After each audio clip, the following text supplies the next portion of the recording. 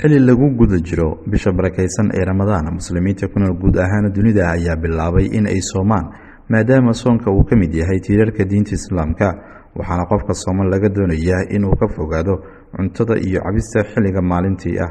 inkastoo soonka laga helo faa'iidooyin caafimaad, haddana waxaa laga yaabaa in dadka qaarkood ay ku adkaato in ay la qabsadaan isbeddelka ku yimid habnololeedkoodii bishani lagu wada jiro, ama waxaa laga yaabaa in qofka uu dareemo daal daran maadaama uu ka go-ay cabitaankii iyo cuntadii. inkastoo dadka qaar ay la qabsadaan soonka, dadka qaar waxa ay la daaladhacayaan xanuunada sida sokorowga iyo sidoo kale dhiigkarka.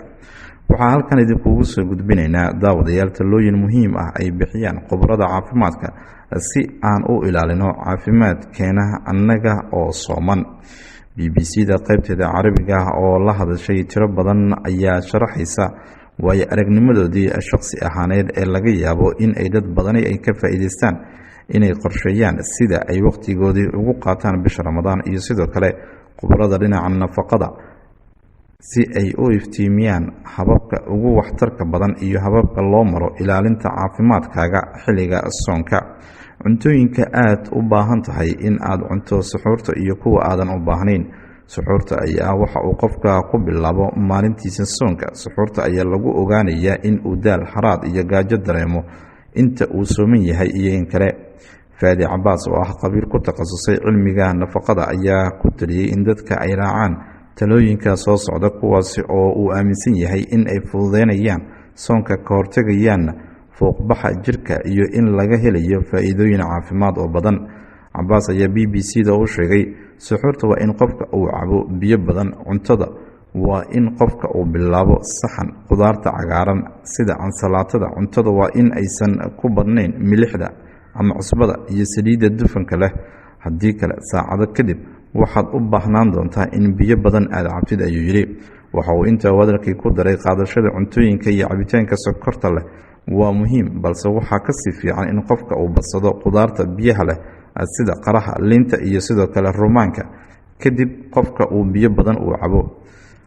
laanta adeega caafimaadka qaran ee Ingiriiska waxay dadka kula talinaysaa inay iska ilaaliyaan shaaha iyo kafeega sababtoo ah waxa ku jira maadada caffeine, gaar ahaan dadka qabo xanuunada ku dhaca kaadi mareenka. fuuqbaxa jirka waxa uu horseedaa xaalad caafimaad daro sida madax xanuun, in dhiigga uu hoos u soo dego, kaliya xanuun iyo cudurro kale. haddaba sidee looga hortagi karaa dhibaatadani? xilliga afurka dadka waxa ay cunaan cuntooyin kala duwan. qofka waxaa laga yaabaa in si xad dhaaf ah uu cuntada uu qaato maadaama uu maalintii oo idil uu gaajeysnaa. afurka kadib waxaa laga yaabaa in qofka uu dareemo calool xanuun, dibiryo, caajis iyo sidoo kale hurdo. dadka qaar dhibaatadu waxay noqon kartaa mid aad u daran, gaar ahaan dadka qabo dhiigkarka ama sokorta. maalmaha ugu horeeya ee soonka ayaa ah kuwa ugu adag sababtoo ah jirku waxa uu u baahan yahay tamar aad u badan, sida uu sheegay Faadi Cabaas BBC-da.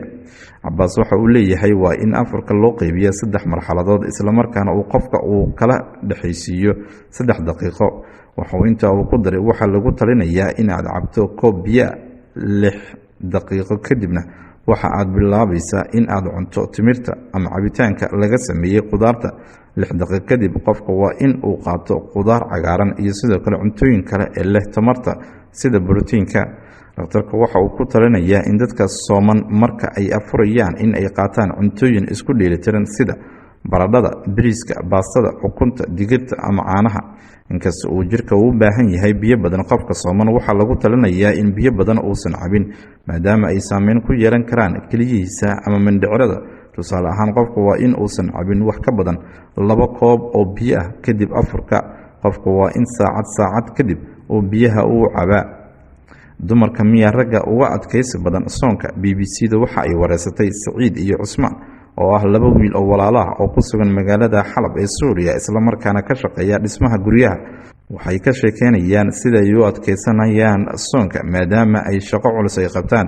Saciid waxa uu yidhi, inkastoo aanan aniga ogahay in aan ballaariyo maskaxdayda bisha soon, haddana waxaan noqdaa qof ay lunto dabeecadda, gaar ahaan xilliga duhurka, oo maan xakameyn karo habdhaqankayga, ayuu yidhi, oo aan ku qayliyo shaqaalaha si degdeg ah ayaan uga qoomamaya, taasna waanan ka raaligeliya, ayuu yidhi.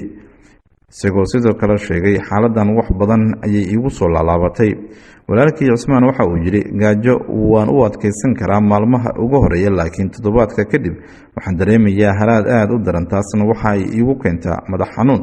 waxaan noqdaa qof aan dulqaad lahayn, laakiin ma xakamayn karo dareenkayga.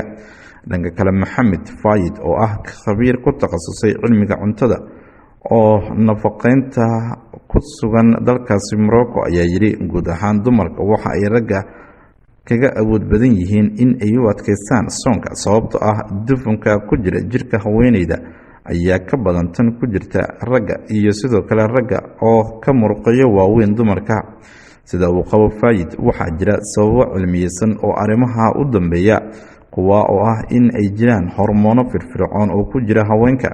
hormoonka estrogen waxa uu caawiyaa haweenka in ay gaajada u adkaystaan oo ay niyadda dejistaan ilaa inta suurtagalka ah, taas oo caawisa in ay la dagaalamaan shucuurta iyo dareenka walaaca ah, halka testosterone oo ragga uu ku kiciyo dareenka xanaaqa, walwalka iyo buuqa.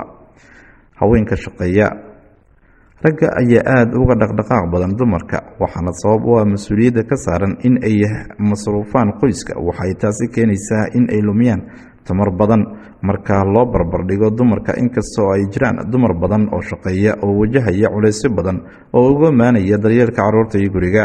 Mr. Faid waxa uu aaminsan yahay in nooca cuntada uu qofku cuno ay saameyn ay ku yeelato niyadiisa, maadaama dadka aadka u cuna hilibka ay aad uga xanaaq badan yihiin kuwa khudaarta cuna. waxa uu sheegay in haweeneyda cuntada hilibka iyo sidoo kale farmaajadaba cunta qofka ragga in ay ka xanaaqi karto sida ragga oo kale, amaba ay u xanaaqi karto sida ragga.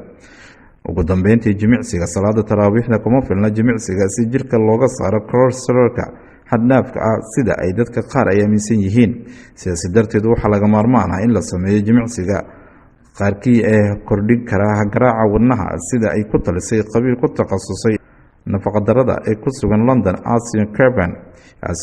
waxa uu ku talisay qofka sooman in uu jimicsi samayn karo 3 saacadood kadib marka uu afuro. daawadayaal, haddii warbixintan aad ka hesheen, fadlan subscribe noo saara YouTube-keeni, waxaadna commentiga noogu reebi doontaan aragtidiina warbixintani. aad ayaad u mahadsantihiin. Ramadaan Kariim.